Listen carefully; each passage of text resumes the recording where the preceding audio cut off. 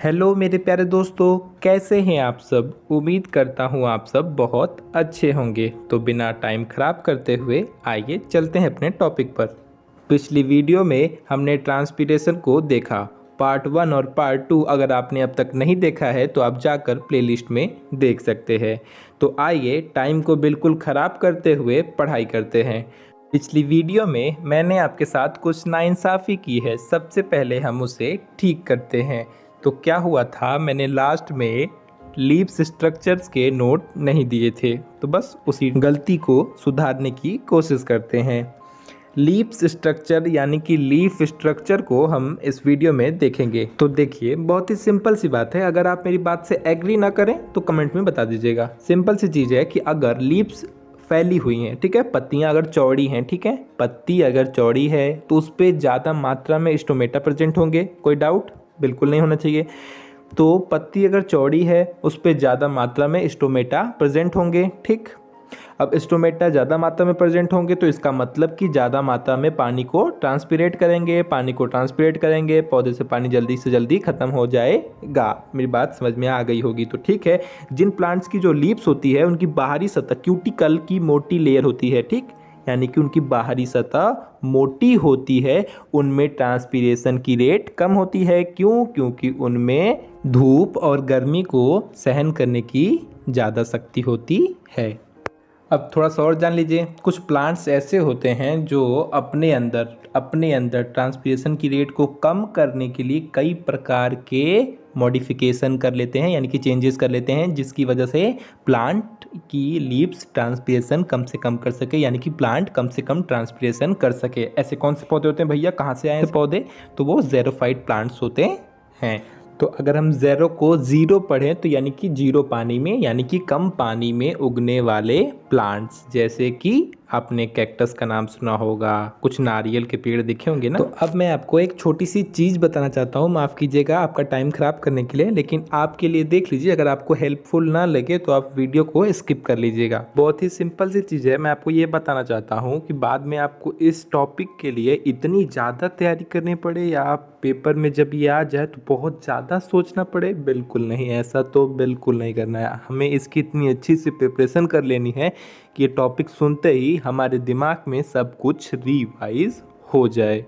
ये चीज़ सब पे लागू होगी। आप जिन भी चीज़ों को पढ़ें उनको रिवाइज कैसे करें? अब इसके लिए बैठना पड़ेगा, पढ़ना पड़ेगा, हमें काम होता है, ये होता है, वो होता है। वो मुझे भी होता था, साल भर पहले तक मैं भी आपके जैसा ही था, बस आज थोड़ी सी कंडीशन चेंज हो गई है।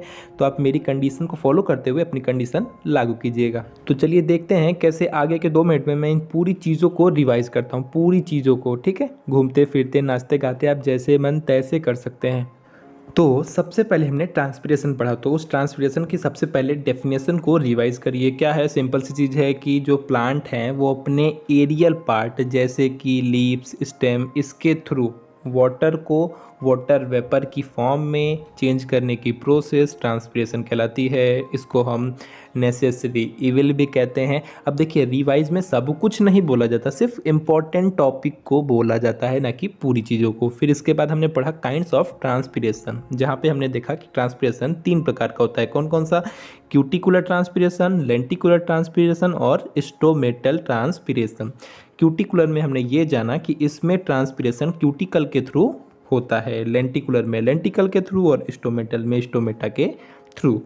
अब क्यूटिकुलर में हमने ये जाना कि इसमें 5 से 10% पानी का ट्रांसपीरेशन होता है, लेंटिकुलर में 1 से 2% और सबसे ज़्यादा स्टोमेटल से ट्रांसपीरेशन होता है 80 to 90%।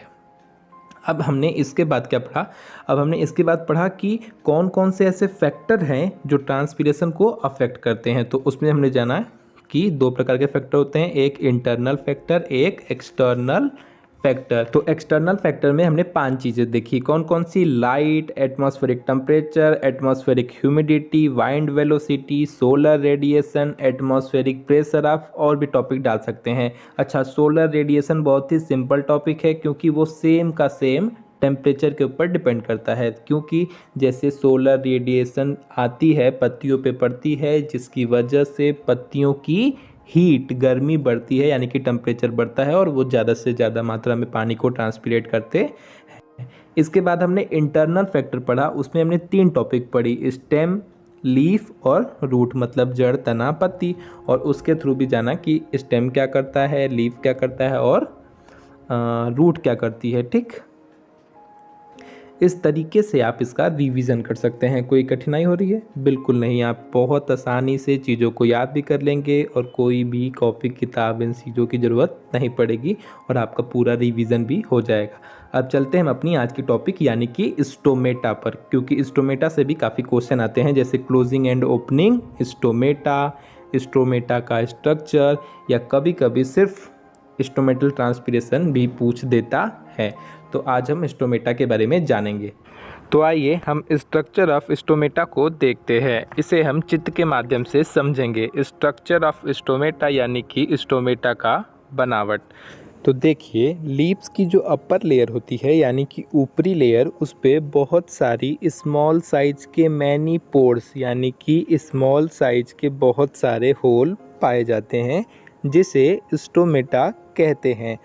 अपनी मेंटेलिटी क्लियर करिए, मैनी पोर, ठीक है। अगर सिंगुलर की बात होती तब हम इसे स्टोमा कहते। यहाँ पे बोला जा रहा है मैनी पोर पाए जाते हैं यानी कि बहुत सारे होल पाए जाते हैं, जिसे हम स्टोमेटा कहते हैं। आपके डाउट क्लियर ना? बिल्कुल, आगे चलते हैं। तो आगे देखते हैं, ईच पोर किडनी शेप्ड गार्ड सेल से कवर रहते हैं। किडनी शेप गार्ड सेल, आपने किडनी देखी होगी, उस तरीके की गार्ड सेल, इसको हिंदी में कहते हैं द्वार कोशिका, इससे कवर रहते हैं। स्टोमेटा की लीव्स होती है यानी कि स्टोमेटा लीव्स की अपर सरफेस यानी कि पत्तियों के ऊपरी भाग और निचले भाग यानी कि लोअर सरफेस दोनों में पाया जाता है, बोथ में प्रेजेंट होता है। आगे देखते हैं, गार्ड सेल की आउटर लेयर, गार्ड सेल की जो बाहरी लेयर होती है वो थिन होती है यानी कि पतली होती है, और उसकी जो इनर लेयर होती है वो थिक होती है यानी कि मोटी होती है। और जब गार्ड सेल टर्जिड कंडीशन में होती है, आप चिंता मत करिए, आगे आपको सब बताया जाएगा कि क्यों टर्जिड है, क्यों फ्लैसिड है, सब पता चलेगा। अभी फ़िलहाल में आप टॉपिक को देखिए।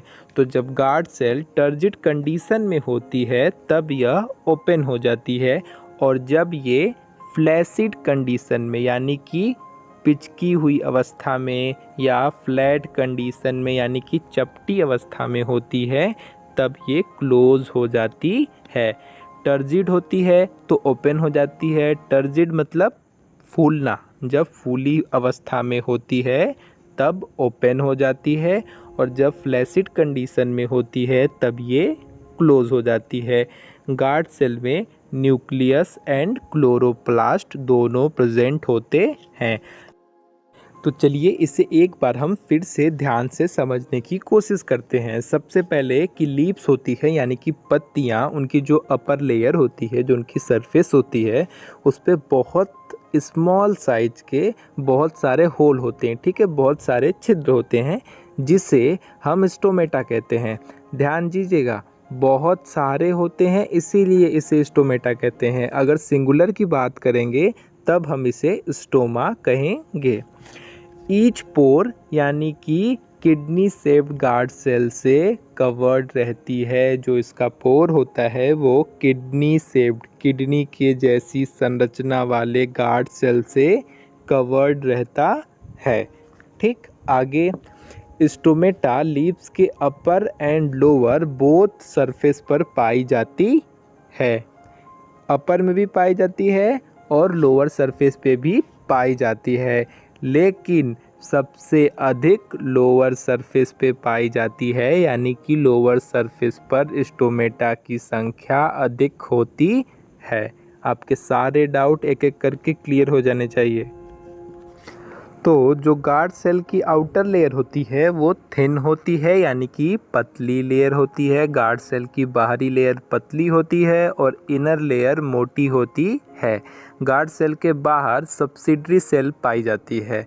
जब गार्ड सेल यानी कि गार्ड सेल फूली हुई अवस्था में रहता है यानी कि टर्जिड कंडीशन में होती है तब स्टोमेटा ओपन होता है, और जब ये फ्लैसिड कंडीशन में होती है तब क्लोज होता है।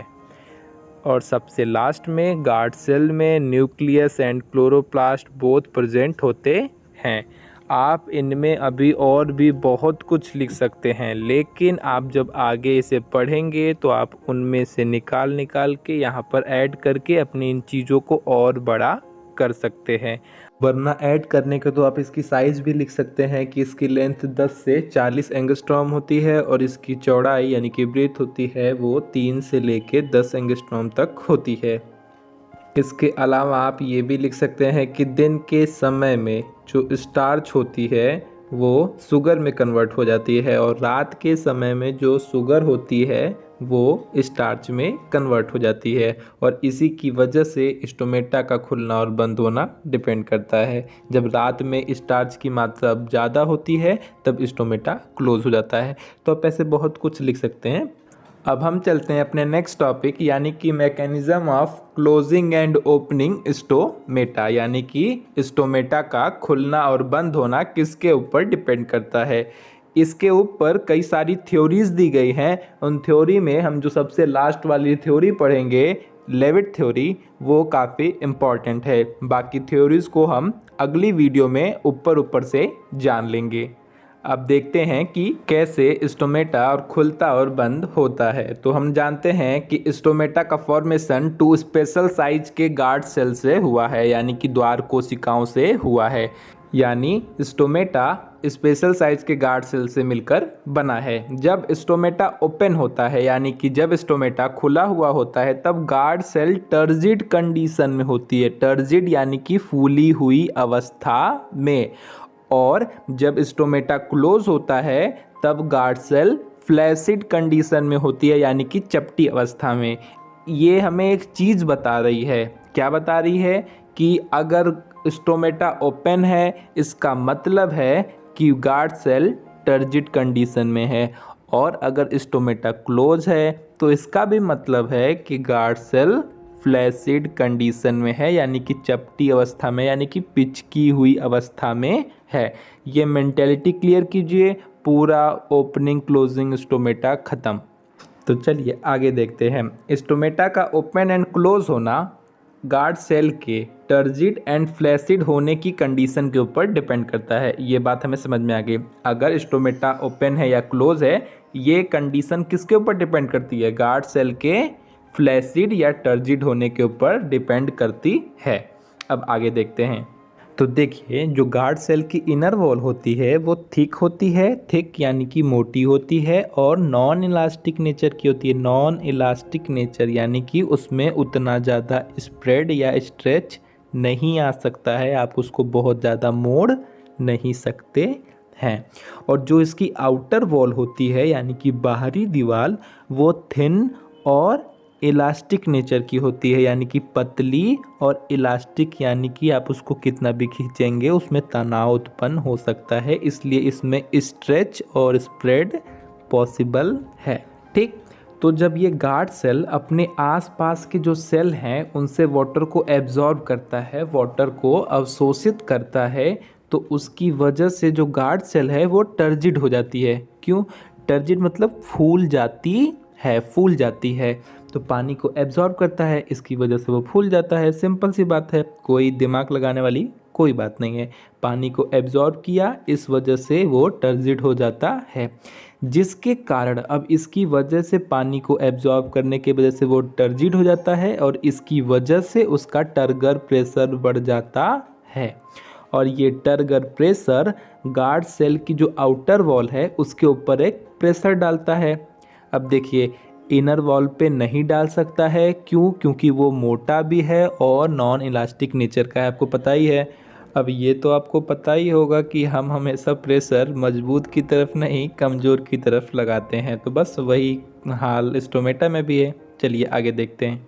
तो जो ये टर्गर प्रेशर है वो गार्ड सेल की आउटर लेयर पर एक प्रेशर डालता है, जिसकी वजह से आउटर लेयर बाहर की तरफ स्ट्रेच और स्प्रेड हो जाती है। बाहर की तरफ, ठीक, आप चित्र में देख सकते हैं, बाहर की तरफ स्प्रेड या स्ट्रेच हो जाती है। क्यों होता है? क्योंकि वो थिन है, पतली भी है, और उसका नेचर कैसा है? इलास्टिक है, यानी कि उसमें खिंचाव उत्पन्न हो सकता है। जबकि जो इनर वॉल है वो थिक भी है और नॉन इलास्टिक नेचर की है, इस वजह से उसमें ज़्यादा स्प्रेड नहीं होता है।